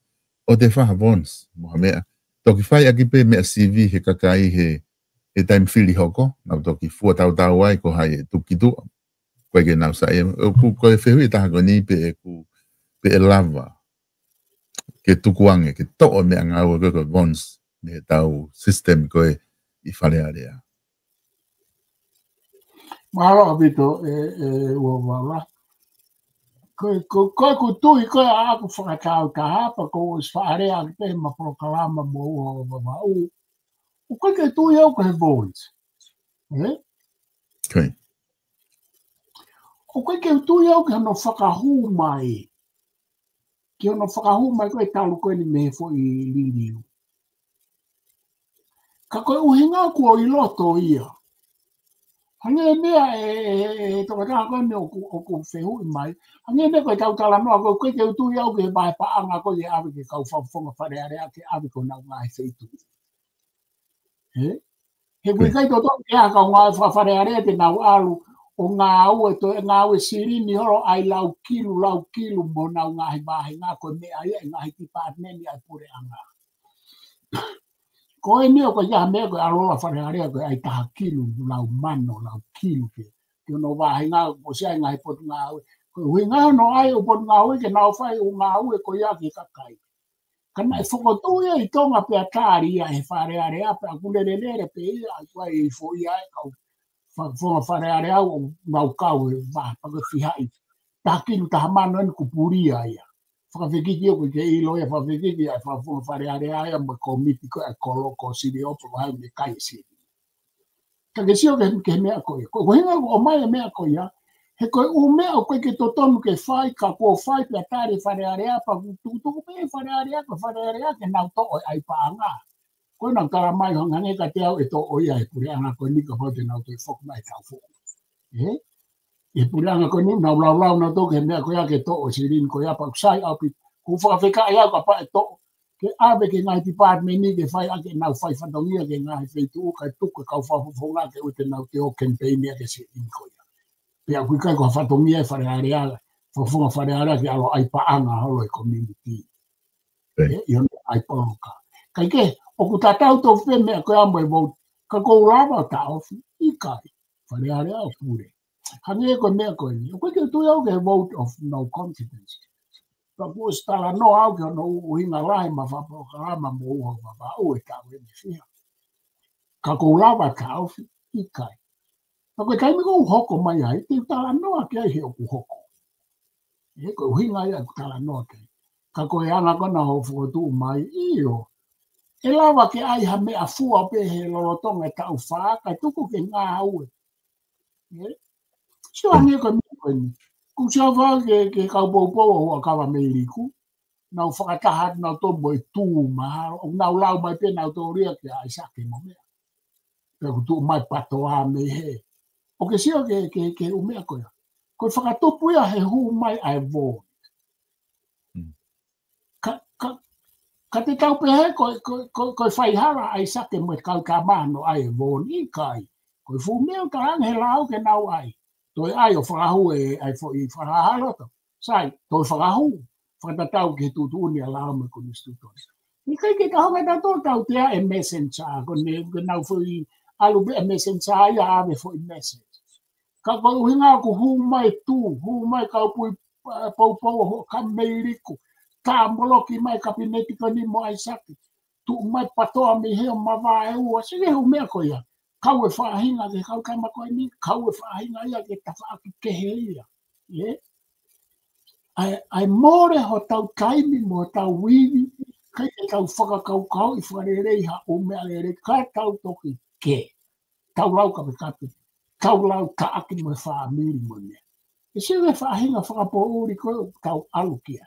E ko kia te ke ai ko ko ngane whapo uri. Mo kala mai ko ngane te mo kala ti mo mama. O ko kala tu ya. Ko ngane whakapo uri tonga. He ku te kai kia kuonga whakapo uri pe heni ko e tau lau kape kape. Pea mo e tau aki po. Whainga whakauhinga whapori te ngā reo. Ke mahina ka te au ka whaideria pe ka kai. Me sio ka tau whakini he vons. Kai kia hahia ia ai sake mo e kau tama ko e nihi nau whakailoa hua ka meiriko. O ku totonu ke tau tari e poini ko ia neongo pe ku ke loto ke ai pe kou loto. Koe ke loto ke von. Ka koe mea koe ne whakailo he kau tama whahaha loto. O kai kia hanau hia e kaha. O kai kia hanau kovi e kaha koe nau whaipe fo I mea whakalao po whakonistu toni. Mea fo I ka whakeka. Ka koe kaimi koe ne whakawhisia e a hua ka meiriko. Hanga hake hono fukau pou o nau tolu o nau taaki ai sake mo foi tini koe. Koe ku whehu I koe hae uhinga ke tau taaki ai nau tolu, kape kovi ka nau tolu, hawe koe kape kovi mo umea kovi na whaika sisu e ne whanonga e ala ki ka reware. Hiri koe ana kai kia ahia sisu, hiri koe kia ahia e kau kama koe. Koe nau mui pia nau tolu he tuutuuni ai sea e whare area mo e laa mo e koni sutoni mo e ni awhi. Ki tau pehe. Koe mea ai sake mo I kau kama koe nina ai hala, koe anga hala, koe mau lao, koe ha. Ke uhinga ai ha tau hala o tā moloki mo tā palasia ki nau. Tā palasia pe ki nau tolu au ki ahoni I e uhinga ta e mahino mo uhinga ta e whakalao, ta e whakalotu, kai ke toa toi whaainga, kasi ke o I kai ke pehe. Tapi apo ka koe e toa tāko nau ai mai vono kou pou ka katoa ke tu koe vono. Kai lawa ke lere, koe atunga e foki koe hu mai vono. Ko hanga he kau pou ka meiriku o taaki mai kau tama koe niko. O kape nau tō lea kai kia nau si hia. Ka koe mea koe vono, he ka pane tuku ke tau e whaa. ai pure ala o kamiliku ke nau lava le re. Ko mea pe ua o kumoko ai. Ka pana i tuku ke nau tau e wha.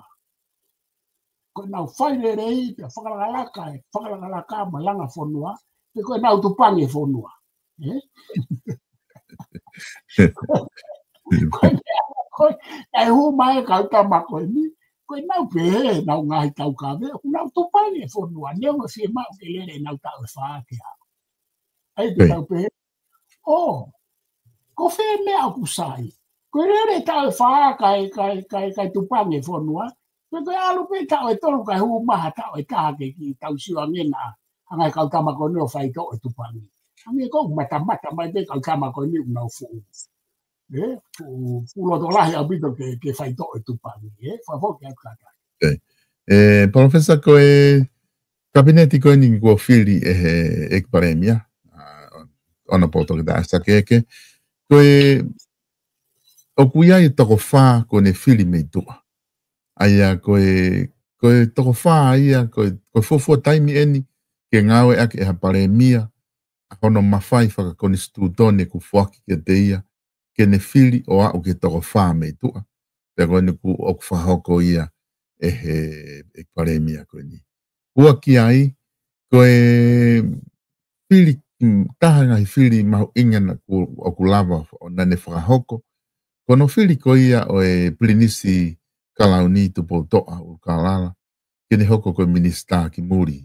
Pea moe minista ki kau tau malu e ne awhio. Neongo koe whatongia pe nia wanga maheni.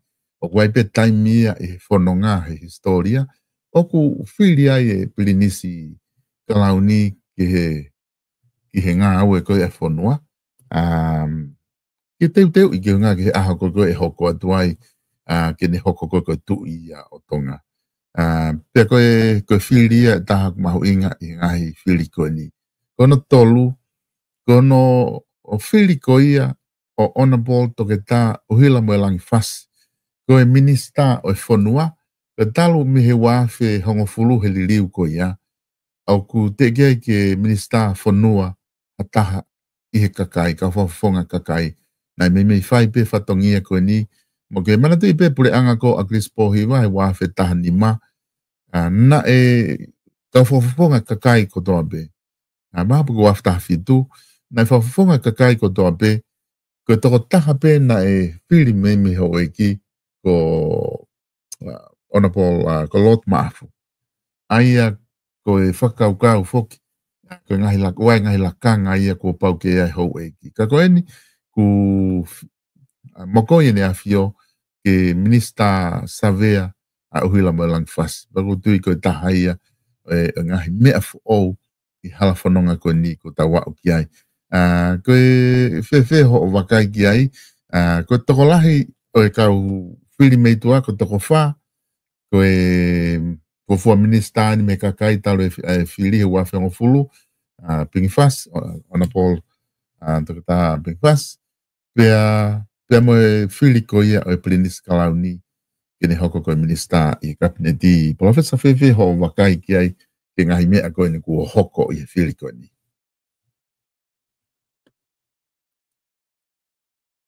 E Professor koe ke ongo mai ho rea na kuke e mute. So, ko kau minista to fa kata. Koia, toko wha. Minista to fa. Ko me kana ko fatonga i mea e pare mea e press conference. Ko ene paena ane kore i kai me he kabineti motu aka i kau whafonga whare area i loto hatoko ua. E huka ke kabineti. Ia na ane hanga o whawhai hatoko ua, toko taha kai ke ne tari, toko taha uia e ne hopo. Aia, ko mea koe nā kutok mahino i aina e ai pe ne whakaamu ke o atu ha whaahinga me loto whare, pea koe tupunga koe kai ke tari, he ne kai ke ne tari e ke te mai a taha e kau tama motu a. Pea ku whakapoto a pe ia ke ua te ome a taha e kau tama motu a, e kurahe ume aia, nā nau whai o nā taurongo a ai pea ku. Sai ke kamata fo o pe ne tia koe ni, i angai e kua kai.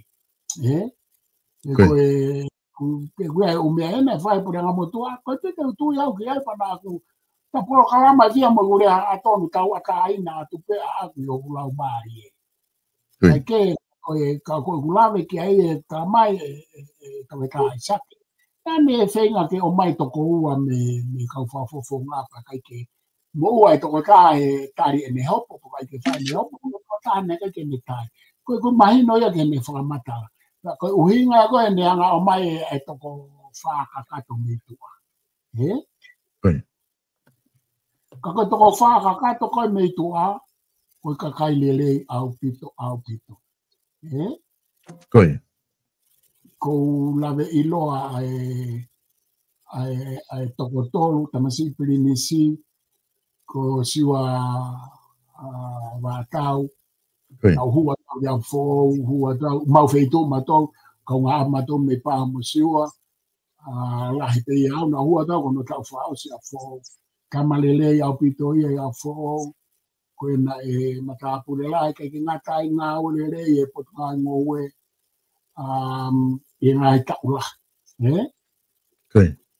Ko tamalele au pito ia, te ke te whanongo. Pako kuhinga ke lele e fo I toko whāko ia. Te ke whanongo e fo I toko whāko I ni. Pako me e tāko toi whialawea. Ke pehena ea ne mau e whai. Hanau mau e whai ke society mo e whonua. Ko me alele ia e tau whanonga ke no o mai toko wha. Pea koe hange koe tau eik pare mia. Koe eik pare mia lele. Whakatou katea. Lele I he tohonga moi whalotu, moi whamiri, moi whawhonua. Kiki tau whanonga ko ne vai ha o mau. Na koe ke pehe au ia pehe ko toa kabineti. Ka koe wakai koe ke kabineti. Hoku ai ngai sino lele au pito ai. E nai ngai sino ai nai nau ngai tono no. Ka kunau whenga I he nau ngā ue ke whai liu. Ka mea mahuinga ka te au. Koe ngai kai ke tau maa ni oni ai. Ko pau ke tau whenga ke whai liu. Ko liliu ko konga ia tau mo ui ki hamea elereia. Na ko whalala atua ke whai toko whaa ko nā. Ko whaka mea pango ia pe I he kaimi no oi. Fo I kabineti le rei eni, ka pau na naulawa o lere ia ta o whaa. Ko uinga te kai ke usio au a fo I kabineti le rei, eik pare mia o ngā oi whataha mo I tu. Na ua mai mo na usio ke ute toi parapare ma mo oi wha aho e kakai. Ko kau whapofonga kotoa, ko nau tulolo, ko kabineti ko ni. Te nau mate na tola fo I ka e ka Whake na tore nau mo ui. Tina ke umau le reo ke fo I toko whaa. Ko ilo pe ko kakai le rei au pito. Hange ko tamasi pirimisi. Ko lawe I pe na I tupuaka na I ako he ni pia.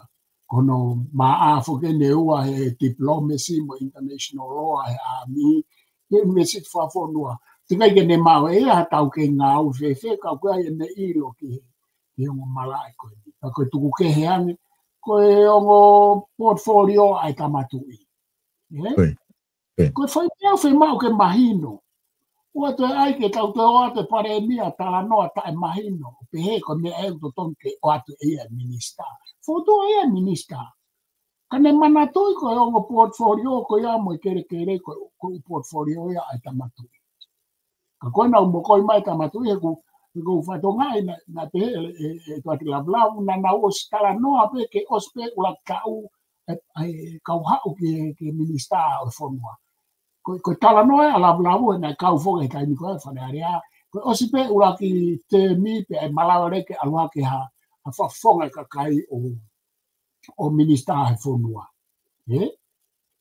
kai ke ka ko na yo to fa ho ko mai ai kai min pe a ko fa ko mi ko na fa ke tu te ki na alwa ko hata haya tupangi ai fonua ko no pere pe ke na lava malu e fonua ko ka he ku ayo na fonua ko na kere mo na tofia o na tofia mo na kakai ko tau to ka to ko ke hata tofia mo tau kakai ya ko uhinga ko na to ai fonua ai pure o fonua ai tau he fonua ko uhinga ia ko na te ai ke na minister pe ka mo ko ye na afio ki ai ko ne mo ko ke ne afio tuange mai ke ko na ko fo fa historia ko fu minister ina me kakai e kula me I fa puke pe akiri se umea ka puke hanga ko puke he ka pare mia na fa puke mate fa tongia ko na pe ya ha uai fo I kai mai no la ai holo ai ami pe moe foreign affairs mana tu e o fo I ba akoya he pure anga fa tu I ko portfolio ko ya he pure anga fa tu I ko portfolio ya ai tu I ka tau pe mo Britania ko Army of His Majesty ko Army of His Majesty pe ko firi o kau diplomatica mo kau ha aku firi he tu I sa rest so ko me ko ya fe ko taki hanga tomo fo ya ko ya mo mafai pure fare vere vai tu I kapal de kau mahi no me vo ko kau mahi no awa ke pare mi ai mo ne cabinet ko ai ko na fo me que foi mea fe que Army of His Majesty ko mafai pure ko ya o whakakau o no foi he mafai pure how o tu I by constitution by law by tradition ko ha a ko pare mia que ala to tala ko foi mea to tom que ai mo o minister he ku ke mau e ta faate o Army o ke pure ki ai Commander in Chief ko tu I Kamigo que ala to ko tala ko fo portfolio. Ka no mahino ko to me ai fika I asipa mo me. Ko foreign affairs ko me ai o firia e head of state. Firia e tu I. Firia e pare mia he ni e felo to mo ko vana seniare. Ko fa fo nga o tu I. Ki ke he ni. Ko ta no Britania mo ta ko. Sai ka kona ko minister fonua e ko sia ke o me o fora mai minister fonua e to ke tapi o ku se ma o ai foi va ko ya ai department to ke portfolio ko ya ke lai o me e pe ko ke alu ata haya mo o department ko ye tu uni fakala mo ya no se ma o ke fai ma o lai o hopo na mo ko department ni o to ki pa ma pe pure anga ke kakai I ke malo he department ko ya mo ula o ma ke pe ke folo na o mo ya no ai ha te me ai ka ko tau ha o mi ke tau tamasi pirinisi ko me a ko e ta ha e u ho ba o ko kai fie ma o tamasi pirinisi ke nga o ke a ni tau ke ko ke fie ma o ke sai ke ha o nga o ke ma o ne tau ke he tu o ko ke ha ai ha tu I ke ha o nga o ke ai ha ne tau ke ko tu I o ku te whaka tu I pe ko binis kala ni o ku te whaka tamai te whaka tu te whaka military te whaka leadership o ku te I a pe minister ia pe kai ko ke fie ma o ke ha o minister ko utu ko Britania o ku te I pe ia I loto Palace, Westminster Palace, ka to o me ko ke fie ma o ke ha o ai ko nga we ko nga ke ne I lo fo noa ko me ai pare mia fa ka ma pe mo tu Britania e pule lu ko to pe ko alo tala ke I lo tu I ka ko ma huinga pe sai pe no a te tamasi ke ala to o minister hange ko nga fagarea ko nga ke anga de I lo fagare a mi Portugal ko ia mo foreign affairs ka kono mo ni o ke necessary ko ke firma o ia ke ai ke ne I lo ke to I lo a mi ko ia la ke commander in chief a mi ko ha to ne a mi o firma o ke I lo tamsi polisi ka o ku mau inga ine to foki mai ko talu pe ni ai minister foreign affairs mo I a mi ai tupo nima I ne ke minister kalauni me he tau fe fitunima ko ne to ke olere mai ai pa ko ne to fi to foki mai en ke kawate tama pa ko tu pe ko tamalere abi de tamasi pilinisi tamangalele ya atamai au pito pe ku le au pito pe ni ala to nga u pe mo me cabinet ko ni mo pore anga ko ni ki time no ko ni fa foki to Malo pito. Professor, ado mo ki whakau whaosi ko ni ke ta ki whaosi ki ai. Se ko wakai haki ke ta lere ko ni programa e ni. Ta ta foi programa he wiki e ua ai be he foi a beta.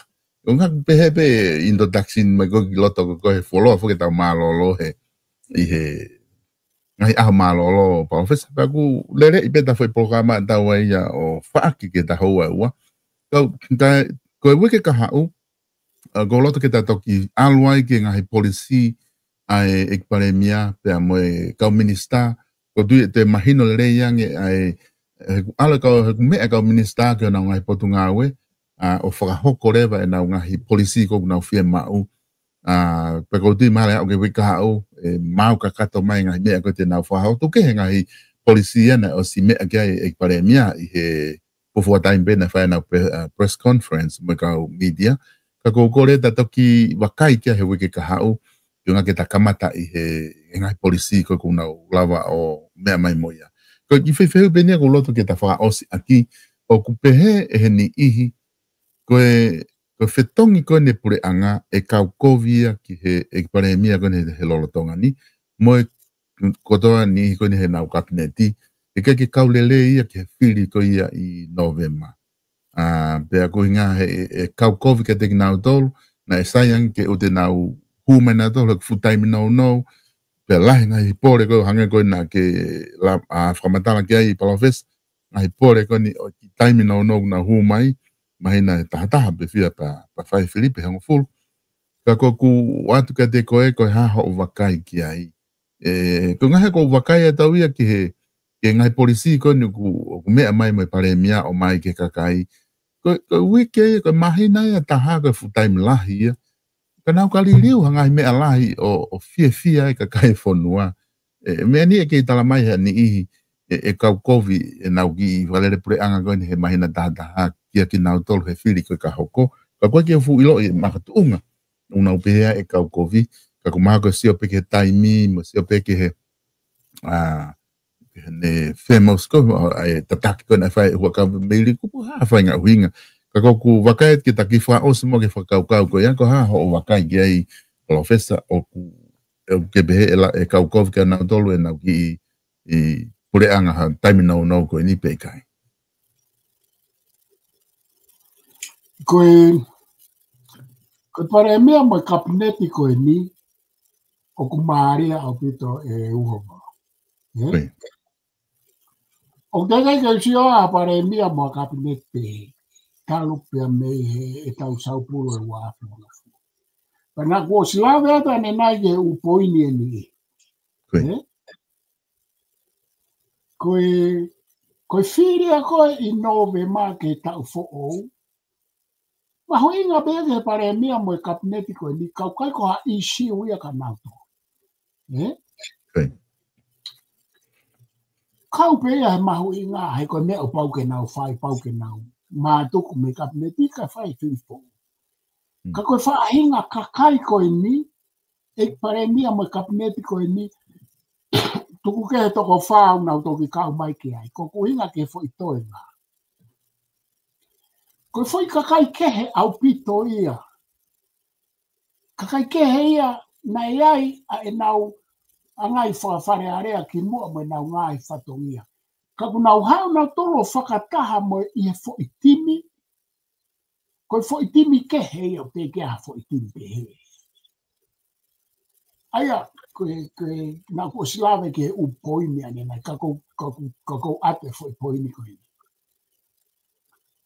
Ko kabineti ko ni.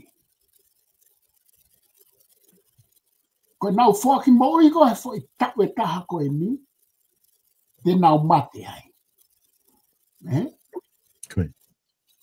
Kui kai ke mahu inga whiri ia ke kabineti ko e ni, ka e malawa he nau whai e whai whatongia ko e ni, ke te o mai e nau tonga e tau who. Ka kui kai ke whai ngofua, he koe whai toko whiha pena, toko fitu, toko... E whai kau tama, pa koe toko whaa koe kau tama e meitua. Toko fitu. Aia koe toko whaa koe, mahino pe ia, e kai ke nau, kapau ke nau toko whiri wharearea, tau who, koe te tau mau. Ka koe whai toko fitu. Ko toko fitu a kau nau le aki e kapineti ko nio kaua kai mo toko wha. Nau puke ho nau nima. Ka koe toko fitu ia. Ko toko fitu e nia na tau si e nau whenga maa nau tau. Ia nau liliu e nau umea mo e nau whaunga whai mo e nau anga whai. Ko e nau whenga ke lava whakahoko e nau whakakau ki e whonua. Ia koe ni ku nau o hake ki e sea.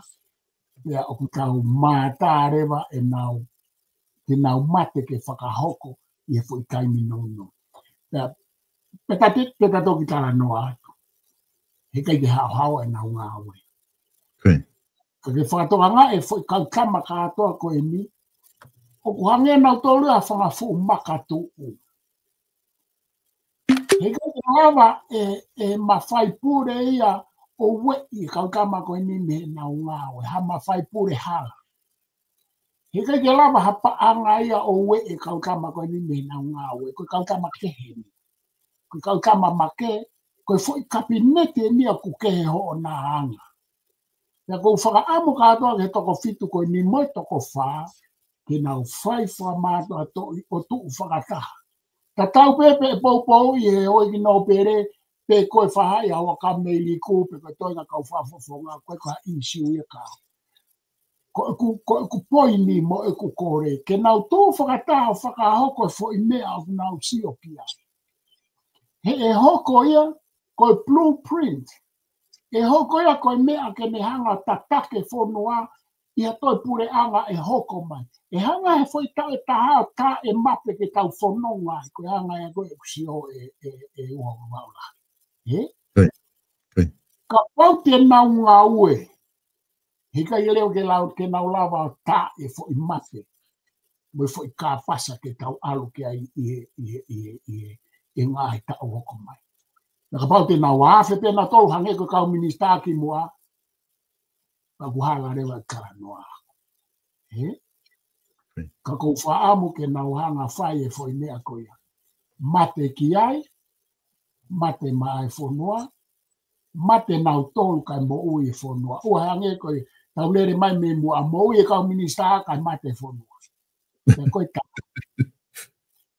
Oua e lau ha mea o kulahi. Si a maangangako, si kai ora. Koe ongo mea e ua nane tataki mai tonga. Koe mate ki ai, mo i kai ke lau ha mea o kulahi. Pena e hai re vai a foi kubu i rea koe toa koe me koulo ko rie mālohi. Oua lau kafo kai lau lava. Tena o lawe nau tolo foi ka e kaha koe ni ono hapo me ngai turi. Ka pau te hei kai ke nau lau kafo ka nau lau lava. Te nau hanga rewa ka e foi ka pasa. E hoko leo ke foi blueprint ke ne hulu i e kau alu. O kui kai mahu inga ho nau sinope te nau toi huu mai pe i kai. Mahu inga pe inga pati nau toi huu mai. Ka mahu inga e foi ngā au e koe tukutuku lau mea ke nau hanga ai ke taa e tau mapi. Ai neu tau kamatasio ke nau uporisia. Tau whatawange pe ke nau piki. Tu hange koe rea koe ai sestonga. Sestonga tu ke mao. Koi. Kone toi ngau e pe kau kama ko niko kala noa tau ke ai tapo kalama. Koe ngā ke nau mea mai ki ai. Koe ni ku mou ngau e. Ku ke he ia rea hei fomo e hape. Koi. Kai ke te whafoka tu o mao. Professor mahalo koe pamau koe ngatai e tapo kalama. Ke hau ke no whakaosi. Pe aku whetau laki le re ia mo ka venga koe ni na mea koe he paremia. Nane toto whamama whai tā pe angari. Aia koe ka venga ne o mai. Ko hui lea na ni hanga tuku mai koe ne whakaamu ia. Ke tatau a e nau rea mo e nau mea ko whai mo e nau ngā ue. Pane toto mention ne hui lea koe a tā pe angari. Koe ne whaamu ia ke kabineti koe ni ke whahoko professor. Ka bau te hamea te ke loto ke whama opo ki ai, ka tā mawa he ahoni, ko whama alo atu professor. Ia ko whama alo atu e ua o mabaula. Koe ta fufua po kalama ni ke kauni, ko whama alo atu he kamata ta po kalama, ko lawa ngā i whatongia ko wakai vote, ke mo ua neonga hori te ika na ke mo ua e whahauka ngā i whatongia ki whamiri mo ngā hilanga ngā ue mo ho whai totoro whahako pe a koe ni ku tato e whoku mai ka tau whawhikai pe i he tau ke mao ai mo ui na mare reo eiki le re tongo toa pe mea mai pe a oko atu e ai pe hene ta fufua po kalama ai ku tala monu mo e ofa ki he pare mea ko in fo to ta isa teke ki hene kapneti e masi beninis kalauni pe a mo e fonua e fito ke poe anga na whakahoko e tau ngā hawe pe a pe he ku ofa ki a hua kameriko mo e kapneti malolo o whalahi atu ki o mo ngā i whai whatongia nai whai ia o te mau i tangia mai ki maua mo au i whaanga e atu mo tōu ko i tau no moro ko i tau anga mahi ni ko i te mokarati a kou tau tā noa ki ai ngofua e whakauhinga ngofua e whakahanga kapu e tau lau mo i tau kapakape mo whakapo uri o mai e uhinga ko i ai ko o whalahi atu ki o Kameriko mo e kapnet motua pe pefoki ki he re mia fo pe mai cabinet fo ta piangat ko taure ai a ko mo pure anga ko ta piangat ha pe ta ile wa foi me ko ke nga ka fia ta o fala ya tu ke na si hu mai ta fanga ta ka huri ko ha ko to ko ni ai ko toki a kai mi ke te kala noa ke kau kapineti ko ni yo na ulai ni toki ane tamasi perimisi kap moia ko kapineti ne lai ne o kau huri o kau to ya ku kai ke ta wofo e na o mai o whakato a be na o mea o si ko ha ko re ko nga ko e minista ko hua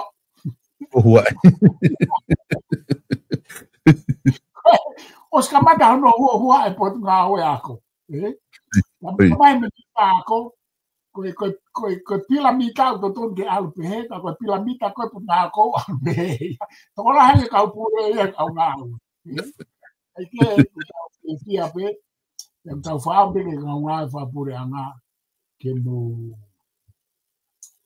mo anga re o mo ke ka minista na tu ni motor nga na ko me mari ko nga i pure anga fo ki mo aka fa o sa ki na tu fa pare i na to lu a mi ko me fo ko sia e me ako to ai super annoy sin mo ta na ki ho ba pension ki to ki ba ko nga pure anga kan ki mo o va re pe ko tu falore ko e ka ureka o va pe ku tu fa ya te i lore ke fia ka ore ka fa fai no fu fo no pure i fo una koia ai ko talo talo le mai mo tu fa lore nga i pure anga i ka nga fa pure to ki ha e pure anga ni ka mai ko ke te fa ka i lore ka ko tu pe ki i ka fa pure anga tu fa lore ko ngai hua i ko ta mai pure anga ko ni e kai te fa tu fa lore ta ka ku mi mai e de lore na fai no fu no pure e tu fa lore ai a ko foi implication ni pe e o fai no fu ai pure e tu fa lore ko ka e tu fa lore e fai ngata a no pure ai ni te na fe hanga ai mo ya ka tau si ai te o fa la ya ta wa tu ka tau to ki makai malo bito professor to kita sisi olaftan pamalo ate lava ta pupol kala malolo ko he hani pamalo atu ko lava ke matu aki mai physically ta polokalama pe ku mahina ka te ku ke osi fit bito professor ko ni tala beta o ta hape o au ke ta foi ho wa ka te ta fenga ke ta foki ke ta ho ta i he wike ka hau whamalo la he tuke te koe. O whātu palawhesa tato ki whelonga ke taim tatau pe o wike ka hau. Malo. Koe. Ka inga kou whamalo atu ka te ki mou tolu. Lama ke mou kau mai he polokalama mai ahoni. Ko fia mau pe I he taimi o ku lava ngahi polokalama pe ni tata te fito ki he kakai koe ni me ngahi malae o ea ko profesa ku lava ke kau he tau polokalama pe o mai ene bakai. Ko ilo I pe taimi la he kai ke tatau ngahi bakai pe mo te whakau kau mea pe ko maho inga iai ke o atu ngahi bakai ko ia me nau sio ke tau ngahi kawe inga whapolitikare ko hoko tau toki whiako aki holoai ko whamalo la hea te te motol ko whamore more atu pe ka pau ngahi hingoa ku lawa ke lawe ko he polokalama ngari wesi ai iha tafa aki o ko whamore more la hea tu o ku ikai ko intention ia ke tukuhifo koe pe tukuhifo ataha ki lalo o ku mahu inga ia pe polokalama ke talanoa he isiu koe o kaya talanoa ka pau o ku kawai hau hingoa ku watu ai kolo whamore more pe me teo pe mo e Vipon Media pe ku whamalo la hea tu ki he tau kau sponsor whamalo la hea tu ke te mo tolu I he tokoni ko toa pe ku mo whai lawa ke tau kawai he ngahi polokalama ka kamatai ni o e polokalama ke tau ni whamalo la ki he whamalo la ki he kauta hakoia ai South Pacific Loans I he lava koia ke nau tokoni mai I he tau polokalama I he taimi ko toa pe Selecto Boca mai pure koia o South Pacific Loans o ku whamalo la hea tu ke te mo tolu o mo lava ke mo tokei he tokoni ia tau polokalama ta wagene no wha hoko hoko kai ke te tuku ha taimi o mo hanga o tokoni e whapaanga ke lava o hoko ngai polokalama koni ke tau whe hoko taki ai mo tau kakai. Thank you so much, South Pacific Loans, and we are so happy to continue on working with your company, and we appreciate all your donation and your financial support. If you look for financial services, if you look for any something to help your family here in Auckland, New Zealand, please don't forget this simple number, 0800 88 98 88. It's South Pacific Loans, the best finance for our Pacific people and especially our Tongan people. O ku kekinga ta foki I he tau kautaha koia South Pacific Loans, ka tau kautaha koia Page Fashion Store, I loto noko alofa, o tui o ku te ke lawa pia tori mo whiri ai hawhahinga wala pe tika hiva o e Patawhihi Road I loto noko alofa. Tafa aki koia o e Page Fashion Store, o kuia e tau wharikosi ulu koia o e Francis Tickets, te ke lawa o mea tuki ai o te ia koe ke whaafu ofa. Ka whamalo lahi at ka te mo tolu, o mo kau mai ke tau polokalama hea honi. Kata mō mea tau tau whilongo aki I he taimi ka hoko mai.